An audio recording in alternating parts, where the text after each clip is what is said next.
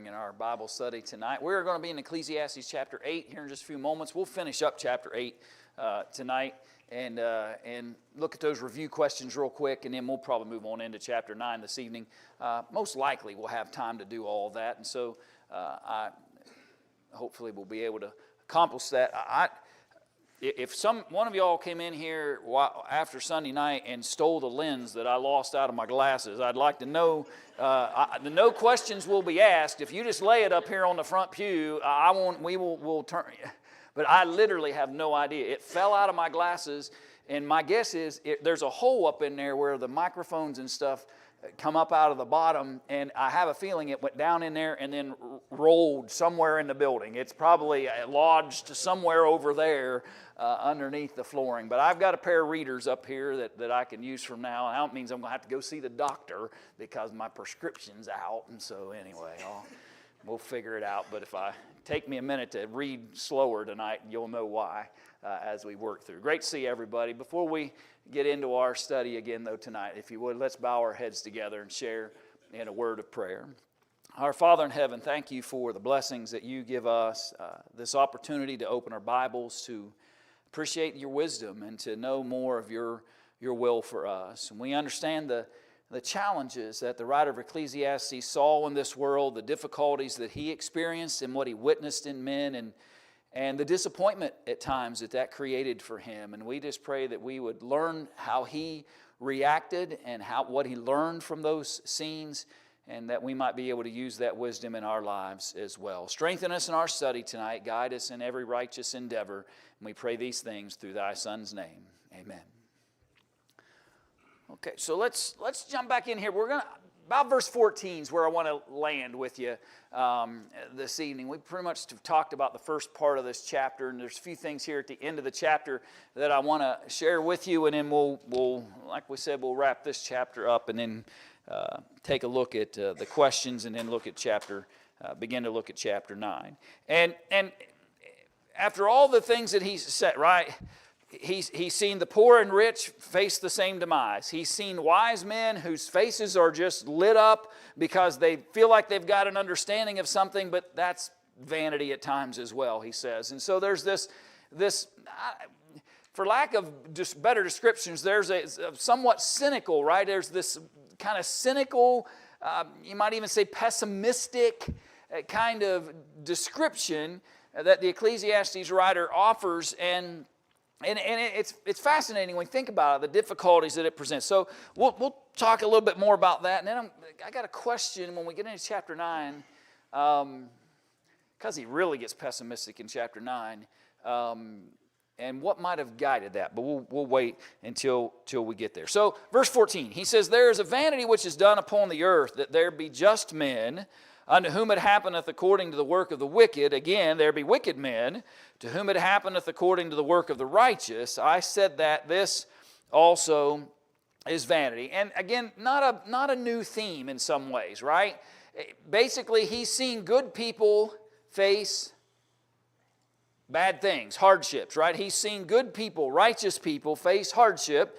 He's seen wicked people who receive the reward that you would assume would be reserved for those who are righteous and good, right? He's seen it both. And I suppose that the simple understanding we should gain from that is to not become overly discouraged or challenged or in some ways deny our faith in God and our belief in Him simply because we see some folks who we feel like, why should they receive such benefit and good things when they've behaved poorly or badly?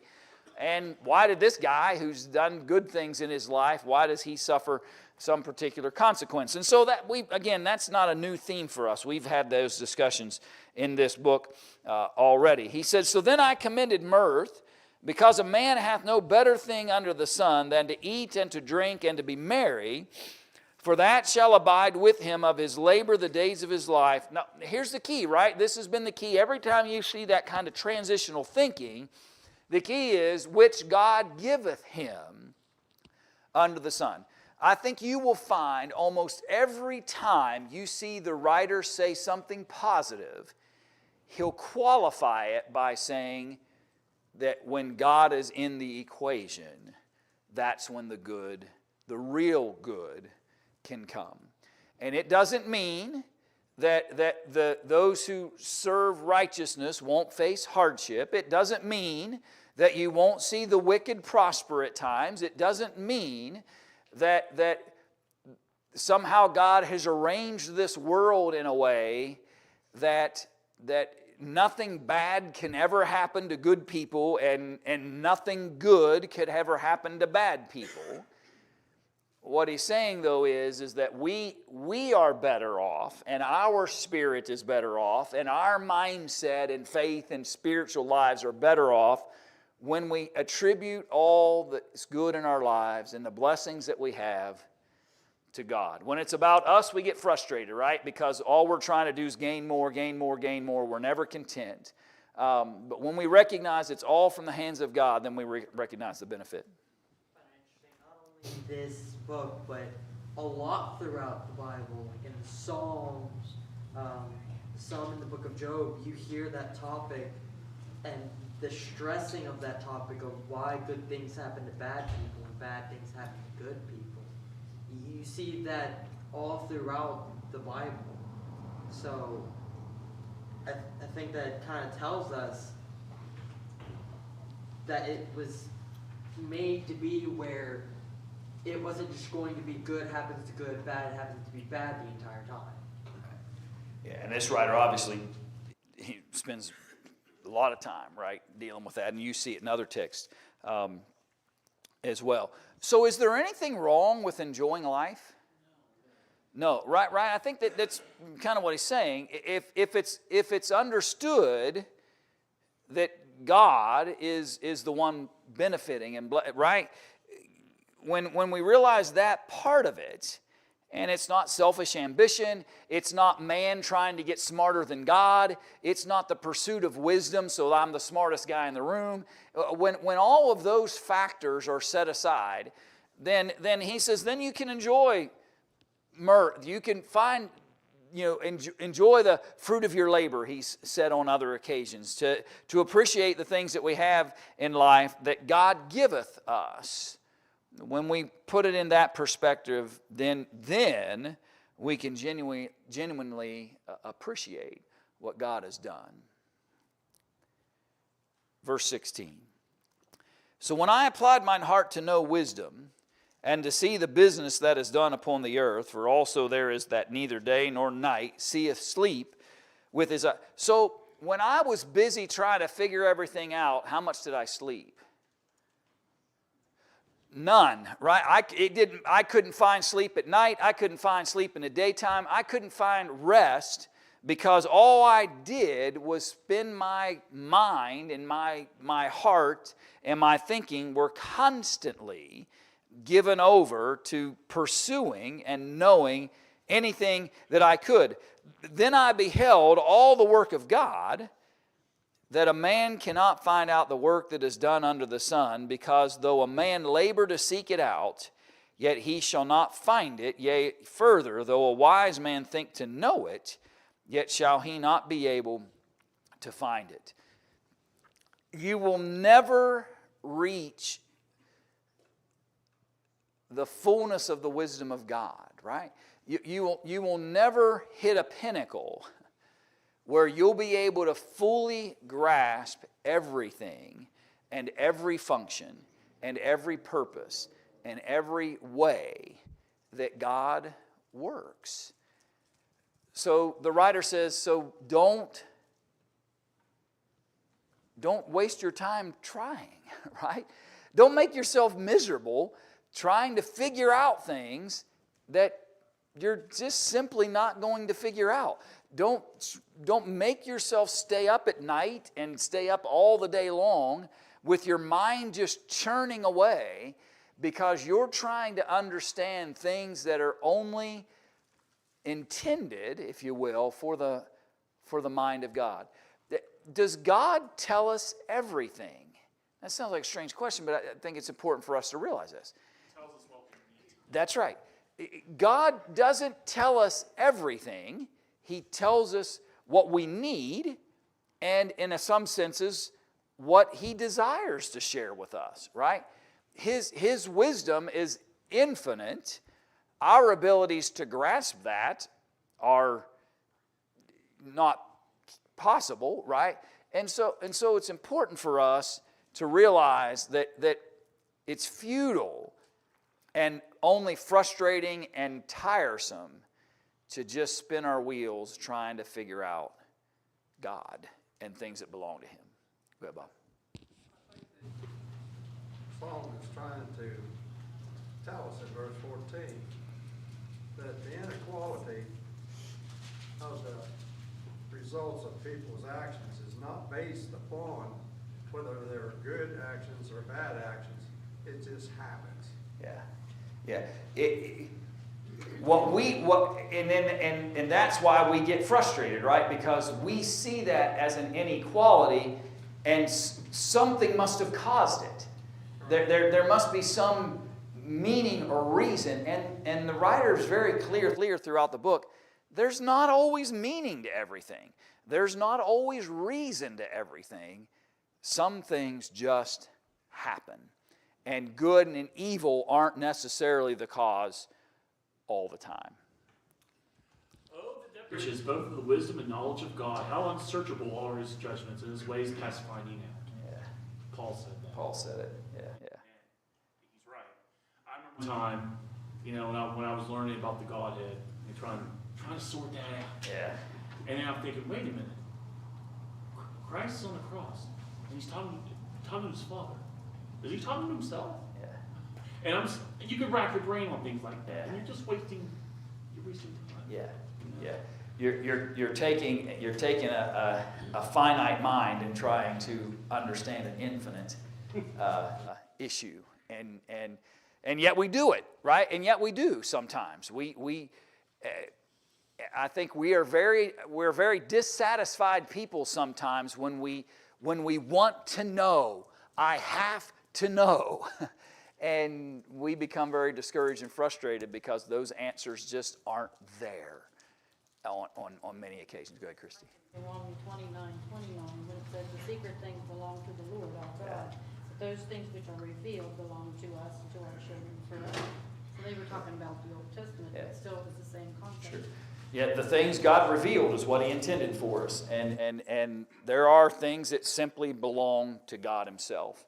And he never intended for us to understand.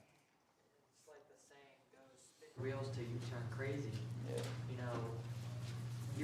You're thinking and trying to figure this out. In fact, Jesus didn't even tell his apostles everything. You look at the book of John, and you see Jesus telling his disciples, "There are things that I have not told you yet, and I will not tell you. You are not ready for them. You will find them out when time comes." So,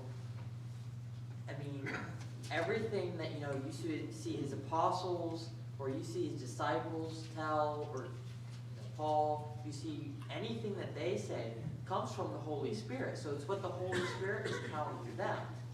So they're not trying to figure that out on their own. They're not using just themselves. They're using the Holy Spirit. Yeah. And understood the difference. Any other thoughts out of this text? All right, jump to those questions real quick. I'll use them by way of reminder, and then we'll jump into chapter 9, and I'll swim in the deep end of the pool with you for a minute or two in chapter 9. But something that really I was thinking about today when I was in the midst of studying and just thinking about what the things that Solomon was writing. But first, how did wisdom brighten a person's face? Well, and I think we overthink that, by the way. Just have you ever tried to figure out something, and then the moment you figure it out, what happens to your face, right? Your countenance literally changes when all of a sudden, oh yeah, okay. And he said that's okay, but the problem is there are going to be a lot of things you can't figure out, and a wise man will appreciate that, and you see that conversation. What advice is given about obeying the king? Yeah, do it, right? Do it. And it's not going to always be easy, but you're better off if you just honor that. And we had lengthy discussions about the many reasons why that may be so, particularly if this is Solomon. How does the preacher wrestle with the problem of injustice? Yeah, it's temporary, right? Is that what you said? As soon as that authoritative figure dies, then, right, you move on to the next one, and it doesn't have the long-term effect. And so you're going to see it, but eventually that authority will go away, and the next one will come, and hopefully they'll be better. Why do the wicked sometimes live long lives? They just do. It's a great answer, right? They just do. And because it's not tied to that, right? It's not always tied to that. How does the preacher encourage joy despite life's uncertainties? What did he say there towards the end of the text?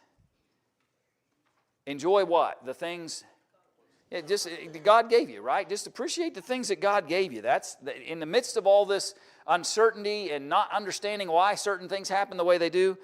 Maybe just stop and appreciate that I can find joy in the simple things that God's providing for me on a daily basis. And then what does this chapter teach about our inability to fully understand God's Word?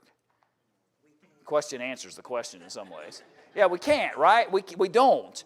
And so don't be discouraged by that, right? Lots of men have tried to figure out the mind of God and have failed. Why make yourself miserable? Why keep yourself up at night? Why wear yourself out trying to figure things out that aren't understandable in the finite mind of men? And so that's kind of the messaging that he gives in that text. Okay, back to this text. And like I said, he ain't the cheeriest writer, right? This isn't things you'd write if you wanted to cheer somebody up. It's things you write if you want people to maybe appreciate realities.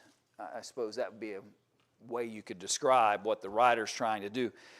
So he says, for all this, right, all this conversation we've been having, I considered in my heart even to declare all this, that the righteous and the wise and their works are in the hand of God. No man knoweth either love or hatred by all that is before them.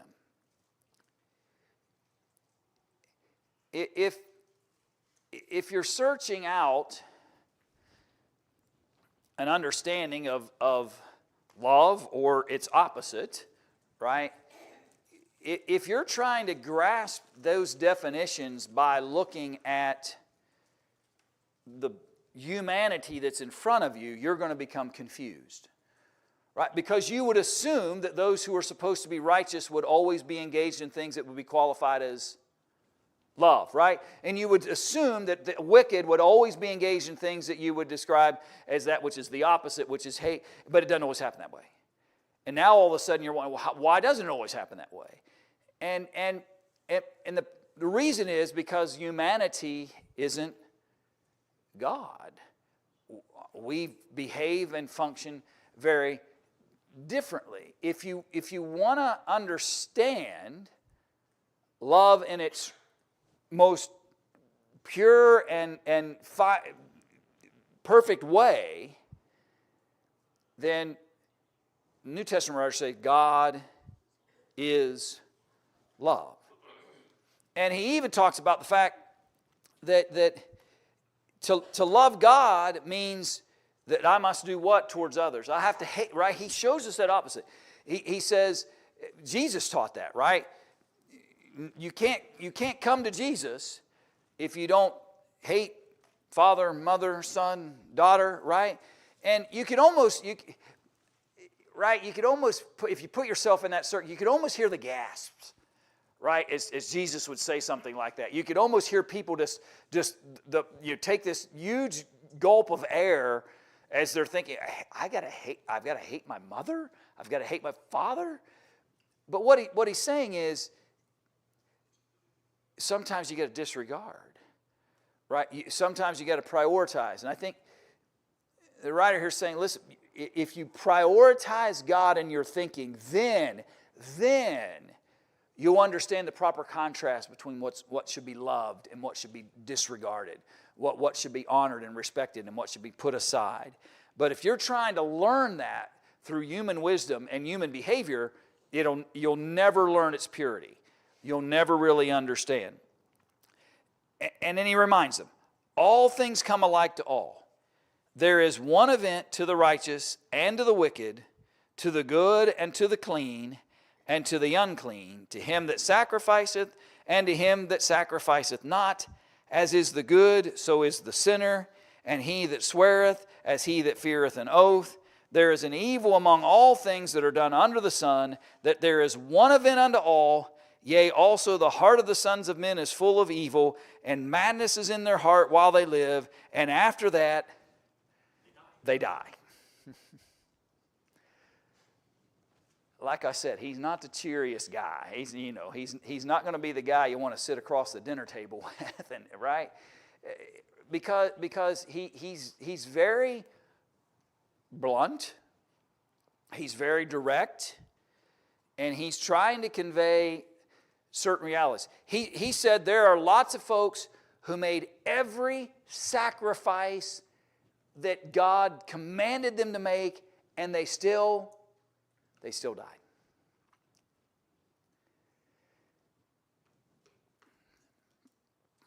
Have you ever thought that here's a person and they were as faithful as they could be. They loved the Lord, they honored God, they worshiped Him, they were as dedicated and as serious about their faith in Him as anybody could be. Every time they had an opportunity to serve the Lord, they were there, and they still died. And they still died. And that's hard, right? It's hard. And then here's another guy, and he's behaved in every treacherous, sinful way that you could ever imagine, and he's still kicking, right? And we're using our human thought processes to try to process that. We're trying to apply human wisdom to all that and figure out how come that guy's alive and that guy isn't. And the writer says, listen, I've seen it. I've seen folks respect what God called clean, and I've seen men disrespect what God has called clean and had no issues with those things that were unclean. I've seen people make sacrifice like they should, and I've seen folks not sacrifice at all. I've seen folks do good. I've seen them sin. I've seen them swear. I've seen them not want to make an oath for anything. I've seen them do evil things that were under everything that was under the sun that was evil. And I've seen one event that all of them face, he said. They all die. And for him that is joined to all the living, there is hope, for a living dog is better than a dead lion. All right. We'll talk about that in a minute. Go ahead, Bob. The verse seems to say that man does not know what to expect in life from God. Yeah. I have the love and the hatred that Solomon is using here. Does that convey a different meaning that he's saying and what we think of love and hatred? In other words, would it be fair to say that he's referring to prosperity and adversity? He may be using those words generically in that sense, to give you two things that are opposites, to describe all things that are opposite, because that's what he's doing, right? He goes through this list of things that are just opposite. People that sacrificed, people that didn't. People that honored things that were clean, people that didn't care if something was unclean. And that whole process is about showing that contrast. So I think there may be that. I think from the general idea of what he's driving at, I think that's what you see. He compares these opposites, and then at the end of it all, he says, but guess what? They both die at the end of all that. Other thoughts? I got something else I'm going to throw at you, but I want to go another verse or so before I do. But yeah, the Hebrew writer says that, right? Hebrews 9:26. So the concept isn't new, and New Testament writers like the Hebrew writer says very bluntly, similar to what the writer here is saying.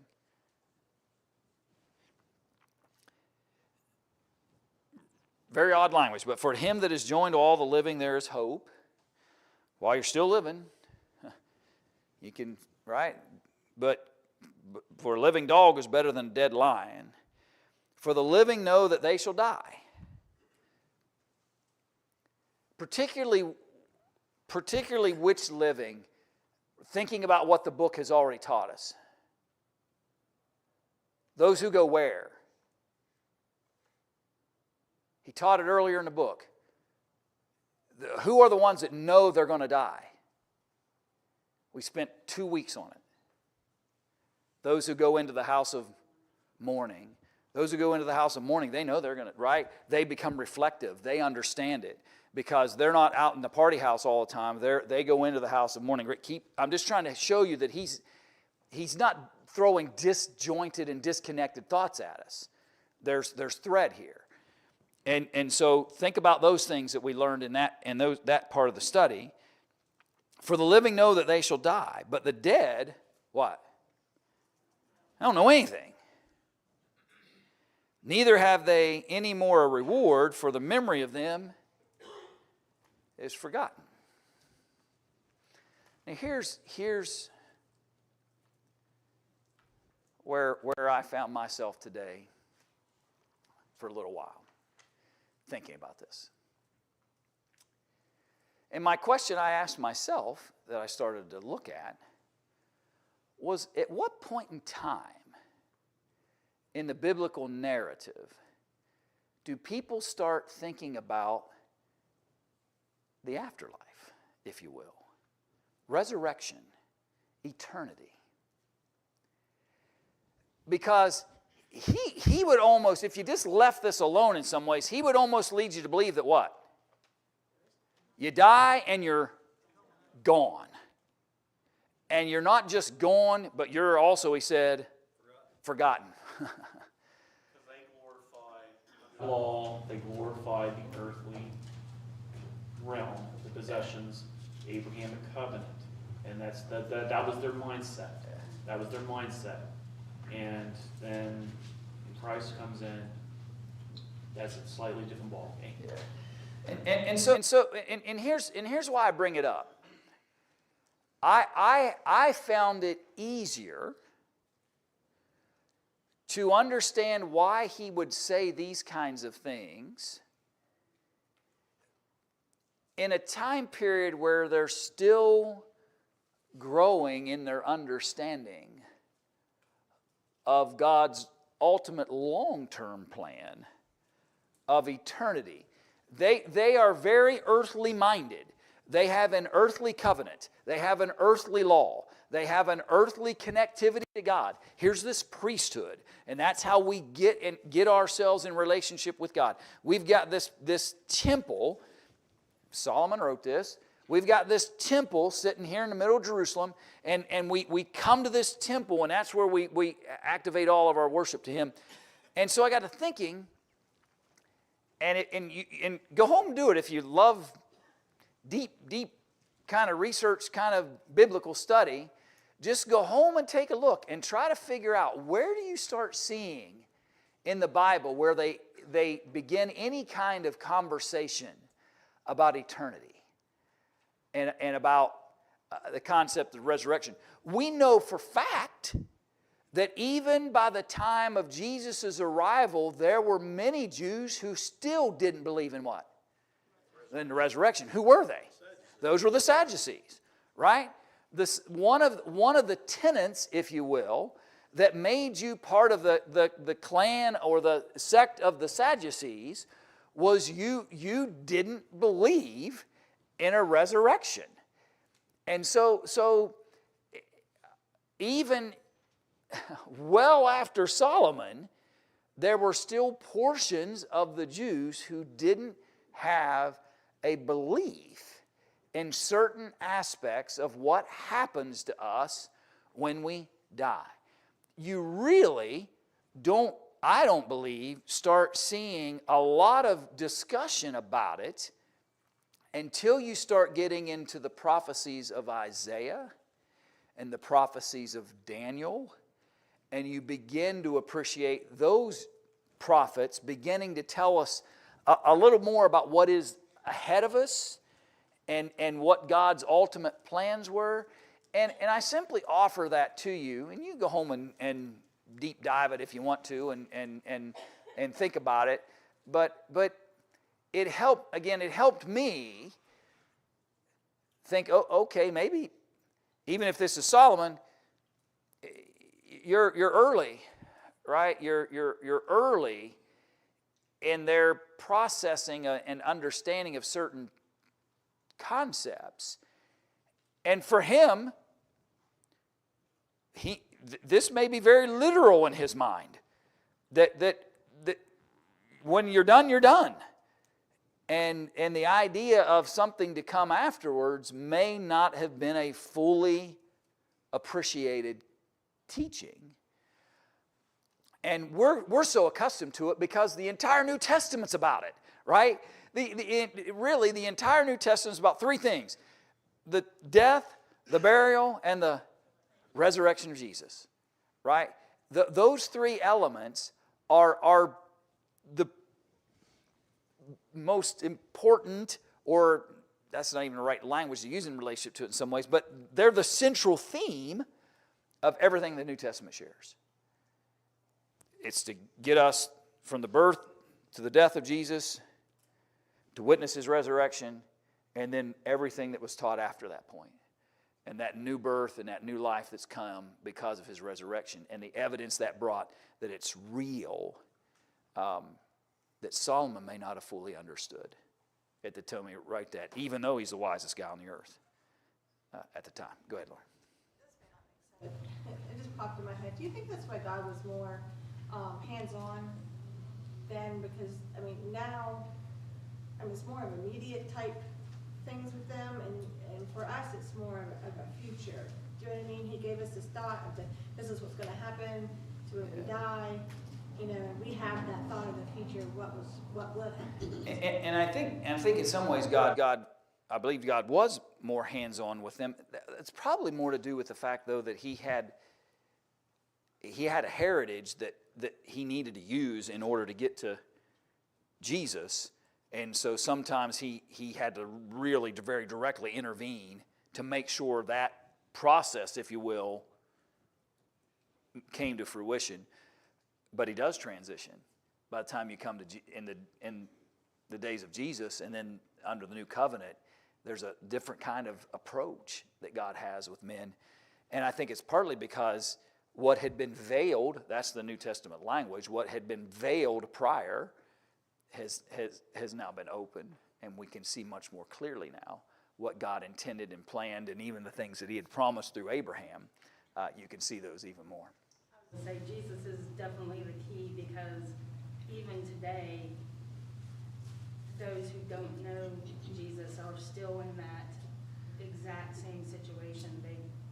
They have no hope. Without Jesus, there's no hope. Right. And go back in your mind's eye with me for a minute to this time period in which this is written.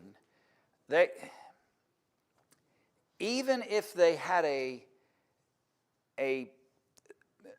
belief or a thought of that there was something after this life, they would have only understood it in concept, right? We understand it in fulfillment. We live in a time period in which Jesus has already demonstrated it. He became the first fruits of our resurrection. He showed us by the fact that he died, he was buried, and then he rose again, and all those who witnessed that and the testimony that you have about it, he doesn't leave any doubt. There shouldn't be a doubt in anybody's mind, but they lived in a time period where it was a concept at best that they were going to have to either learn or no, or be, and I'm arguing in some ways. I'm not arguing, but I'm as the more I thought about it today, I thought, well, it took them a while to begin, and nobody fully understood it until Jesus fulfilled it, and so they could see it more clearly. What about, why is like throughout the entire book is he, being this depressing? It's kind of, he's walking the walk of what he said, it's better to be sad than to be happy. Because when you're sad, it makes you think. So he's throwing all of this, depressing but reality type stuff at us. That way, we have to think. It makes us think. This is what reality is like. This is where we're actually headed. But then pairing that with, the New Testament, we know there's something ahead of it. And he certainly wants us to see the reality of what your earthly existence. Other thoughts? Go ahead. I'm just throwing mine at you. As far as our way of trying to communicate that way, the non-godly way, the first time I ever was with the Witch of Endor. When Samuel came back. And that was kind of the state. But the one thing that I try to take from all this, as we're discussing this, is that the final enemy that Jesus Christ will defeat it's not Satan. It's death. It's death. For good. And we can live once and die twice. Or the other way around. Because we can die a mortal death and die the permadeath, as I call it. And I think you're right. That though he may not have grasped the fullness of those things, it's something we can appreciate. And Jesus' victory, his conquering death, is his defeat of Satan. Right? He defeats the one thing Satan wields his power over. And when that's defeated, there is no more power that he has. The last phrase is, in anything done under the sun. Everything that was earthbound, it's done. It's over. There's nothing else there. I mean, you're forgotten on the earth. There's nothing else on the earth. Not necessarily is he addressing after death. Yeah, and I agree. I don't. And I didn't want to imply that I thought that was his topic, because it just struck me that he's very, like it's over. So especially when you think about, because their love, their hatred, verse 6, their envy is now perished. Neither have they any more portion forever in anything that is done under the sun. You're right? His conversation is, when they're dead, when you're gone, there's no, you have nothing left under this realm, under this sun. There's nothing remains for you in that. And so I suppose it's fair that his focus is on that. And so from that standpoint, a living dog is better than a dead lion, because once the lion's dead, it has nothing left under the sun. And you could see that picture as well, I think, in the language. But it's interesting, and bell's going to ring here in a second. But so how do I react to that? And maybe I made the mistake of reacting, going, "Wow, I wonder what they thought about the resurrection." But maybe the better response is what he does. He says, "So go thy way, eat thy bread with joy, drink your wine with a merry heart, for God now accepteth thy works. Let thy garments be always white, let the head lack no ointment. Live joyfully with the wife of whom thou lovest all the days of the life of thy vanity, which he hath given thee under the sun, all the days of thy vanity. For that is thy portion in this life, and in thy labor which thou takest under the sun." Just enjoy what God blesses you with while you have it. because you don't know when it will be gone, right? You don't know when you will no longer have any connectivity to things under the sun. So just appreciate them while you've got them, because you don't know. You don't know. We'll come back. That's the concept we'll come back to, Lord willing, on Sunday as we continue this discussion. And I would go ahead, there's not much left. Go ahead and look at chapter 10. We'll get to it Sunday morning.